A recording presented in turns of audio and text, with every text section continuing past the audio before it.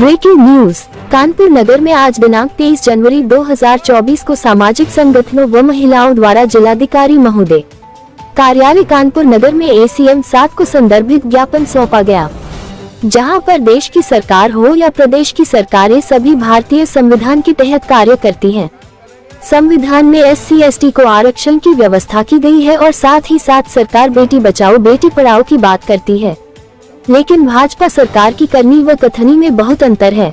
माननीय प्रधानमंत्री जी के संसदीय क्षेत्र IIT BH में 31 दिसंबर 2023 की रात में 3 युवक द्वारा IIT की छात्रा को जबरन उठा ले जाना व उसके साथ दुष्कर्म करना व तीनों आरोपियों के विरुद्ध मुकदमा पंजीकृत होने उपरांत गिरफ्तारी न होना सरकार के दोहरे चरित्र को उजागर करता है। जो तीनों आरोपी हैं वह भाजपा IT सेल के कार्यकर्ता है। दिल्ली विश्वविद्यालय में साइकोलॉजी विभाग की प्रोफेसर डॉक्टर रितु सिंह, जो सोशल मीडिया पर SC, ST, OBC के आरक्षण रोस्टर की वकालत करती थी, अपने अधिकारों की बात करती और लोगों को जागरूक भी करती थी। वहां के मनुवादी प्रधानाचार्य द्वारा डॉक्टर रितु सिंह को जातिगत तौर पर प्रोफेसर पद से निष्कासित किया जाना अन्यायपूर्ण व दुर्भाग्यपूर्ण है।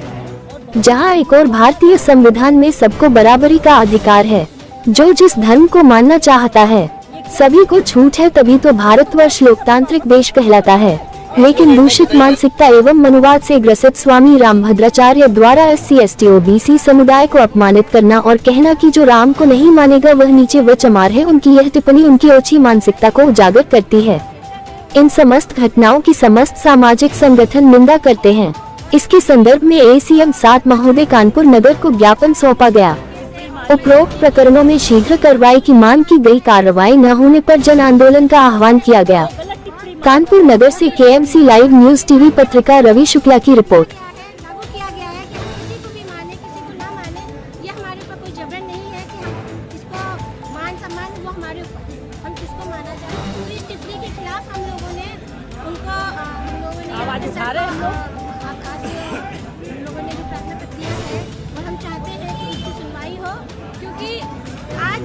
आज जिस तरीके से भाजपा के कार्यकर्ता खुल के क्राइम कर रहे हैं उसकी कोई सुनवाई नहीं हो रही है। इस तरीके से बेटी पढ़ाओ और बेटी बचाओ का नारा तो लगाते हैं, लेकिन क्या उनके अमल नहीं कर रहे हैं? उसका उल्टा है, उसका उल्टा है।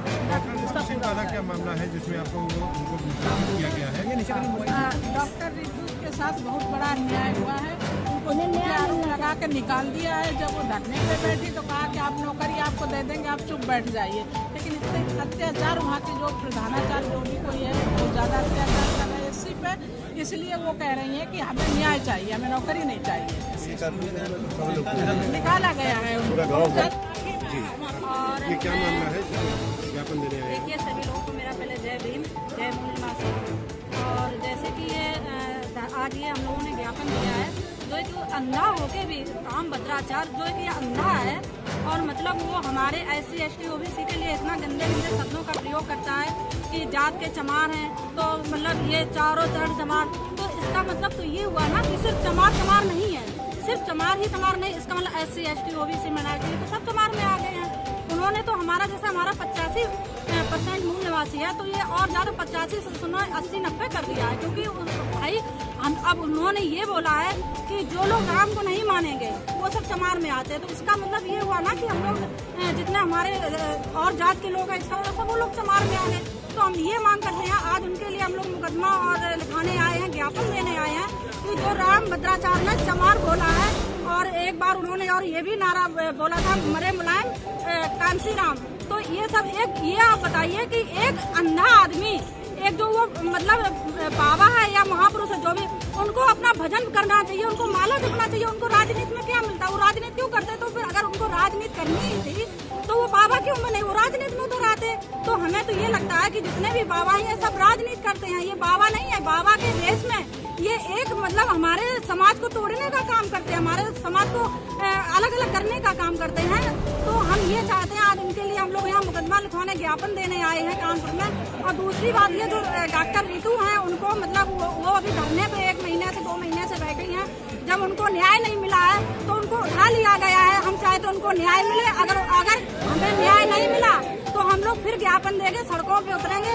और दूसरी बात ये है कि डॉक्टर रितु और हमारे जो भानु प्रताप सिंह हैं, जो हमारे भानु प्रताप सिंह जी थे उनको भी पकड़ लिया गया है, उनको भी पुलिस वालों ने पकड़ लिया है, क्योंकि वो अपनी आवाज उठा रहे थे, अपने समाज के लिए आवाज उठा रहे थे और ईवीएम के लिए उन्होंने आवाज उठाई थी। लेकिन हमें ये लगता है जो ये अभी तो आपने देखा होगा, कल ही के देख लिया होगा कि जब कोरोना काल में थे तब ये कोई नहीं दिख रहा था, ना राम भद्राचार्य दिख रहे, ना कोई महापुरुष दिख रहा। और जब ये हमारे गरीबों के ऊपर, हमारे जो मूल निवासियों के ऊपर जरा सी बात पर बुलडोजर चलवा दिया जाता था, मकान गिरवा दिए जाते थे, और जो अब ये हो रहा है तो तुम्हारे तो अब क्यों नहीं बुलडोजर चलवाया जा रहा है, क्यों नहीं ये मतलब सरकार सुन रही है? तो सरकार सब जानती है, सरकार सब सुनती है, लेकिन कहते हैं बेटी पढ़ाओ बेटी बचाओ। हमें तो नहीं लगता है बेटी पढ़ाओ बेटी बचाओ। तो हमें अपना हक और अधिकार, हमें अपना हक अधिकार के लिए खुद लड़ना पड़ेगा। हमें दूसरों से भीख में तो नहीं मांगने को मिलता, हमें अपने अधिकार के लिए लड़ना पड़ेगा। हमें